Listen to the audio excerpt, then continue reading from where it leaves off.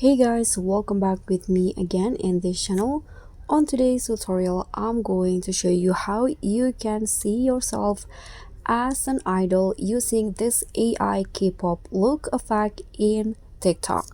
So this is a currently trend on TikTok where you can change your appearance as an idol, and here you can just use this effect on TikTok. So first you can just go to the search column at the top, and then here click on the search column and just type in the AI K-pop look, this one.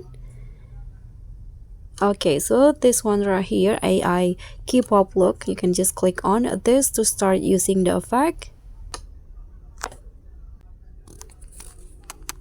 So here I'm using this photo as the filter, and you can see now the photo is changing into an idol look, a K-pop idol look. And here you can just save it and you can post it on your TikTok if you want to. So that's all for me. Thank you so much for watching. Don't forget to like, comment, and subscribe. Also click on the thanks. Bye.